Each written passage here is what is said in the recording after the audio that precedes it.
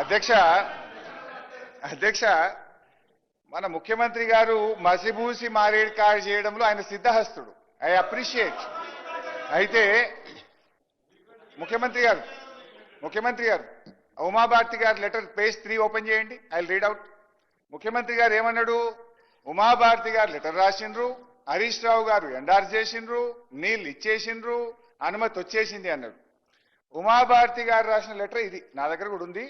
Page 1 మీరు చదివిండ్రు, page 3 నేను చదువుతా, కొద్దిగా మీరు కూడా చదువుకోండి.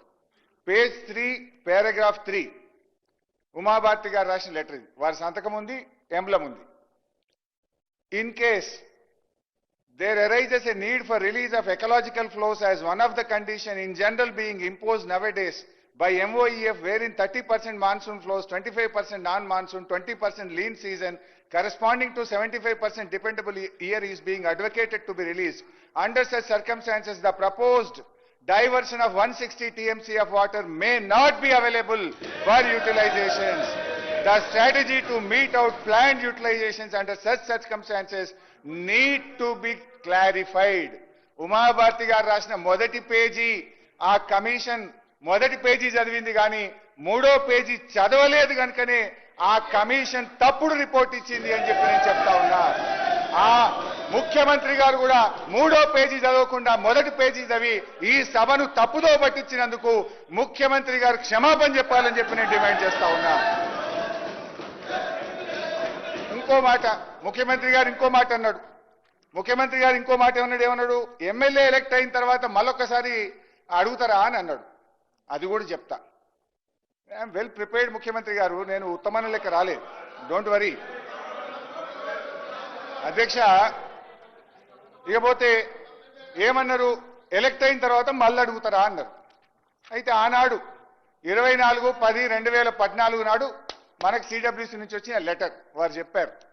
ఆ లెటర్లోనే వాళ్ళు ఏం రాసింది సిడబ్ల్యూసీ మనకు? మీరు 2004 వరకు మాత్రమే వాటర్ సిరీస్ ను పంపారు, అప్డేట్ చేయండి. ఏమన్నారు? The 75% dependable net available works out to be 5821-205 TMC. Attempts may be made to update the series beyond year 2004. 2004 వరకే మీరు నీటి సిరీస్ ను పంపారు, ఇది 2013వ సంవత్సరం, యూ సెండ్ అప్ టు 2013 అని సిడబ్ల్యూసీ మనకు డైరెక్షన్ ఇచ్చింది. దాని మీద 2013 వరకు అప్డేట్ చేస్తూ మనం 24/11 ఒక నెల రోజుల తర్వాత అప్డేటెడ్ సిరీస్ తో సిడబ్ల్యూసీ ఆదేశాల మేరకు వారికి తిరిగి పంపడం జరిగింది.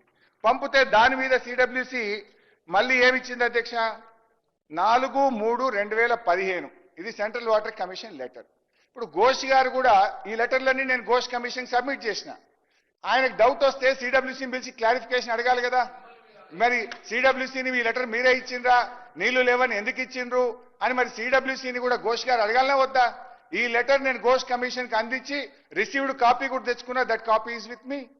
4 మార్చి 2015 ఏమన్నదో ఘోష్ సెంట్రల్ వాటర్ కమిషన్ నేను చదివి వినిపిస్తాను అధ్యక్ష. దీంట్లో చాలా ఉంది కానీ చాలా డీటెయిల్ గా కూడా ఇచ్చారు. ఇస్తూ ఇందులో ఏమన్నారంటే, as evident the detailed water availability studies carried out by the project authorities and this office in last few years, the net water availability at the barrage location is about 165 TMC at 75% dependability, which includes perceived surpluses from the state of upper riparian states of 63 TMC. 165లో 63 TMCలు పై రాష్ట్రాలు వాడుకున్న నీళ్లు కూడా ఉన్నాయి. అది పోతే మీకు ఉండేది 102 మాత్రమే అని చెప్తూ, as such the availability of surpluses from upper riparian states as estimated at barrage site may not be reliably available in future. The projects are advised to review the quantum of divertible flows from Pranahita barrage site etc. నీళ్లు లేవని చాలా స్పష్టంగా ఒక్కసారి కాదు 3 ఉత్తరాలు, ఉమాభారతి ఉత్తరంలో వచ్చింది, ఫిబ్రవరి ఉత్తరంలో వచ్చింది, మార్చి ఉత్తరంలో వచ్చింది. నౌ ఇది ఒకవైపు. రెండో వైపు ఆనాటి మహారాష్ట్ర ముఖ్యమంత్రి గారు మనకు రాసిన లేఖ ఏం రాసిండ్రు మన కిరణ్ కుమార్ రెడ్డి గారికి? Date 15th October 2013. At this full reservoir level 152 meters, about 2099 hectares and 22 villages in Chandrapur district itla munigipoతా ఉంది.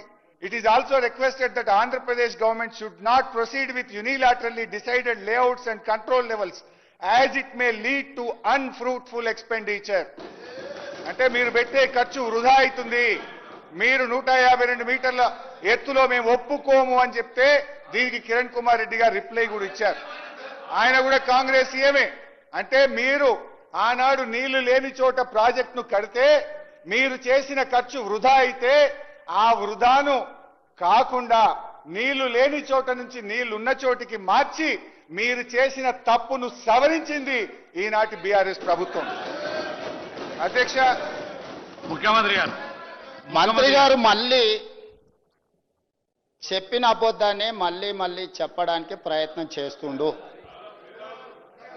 ఆనాడు మంత్రిగా పనిచేసిన అని ఈనాడు కూడా వారు మంత్రిగానే భావించి మళ్ళీ ఆ తమ్ముడు సమాచారాన్ని మళ్ళీ తిరిగి పదే చెప్తుండు.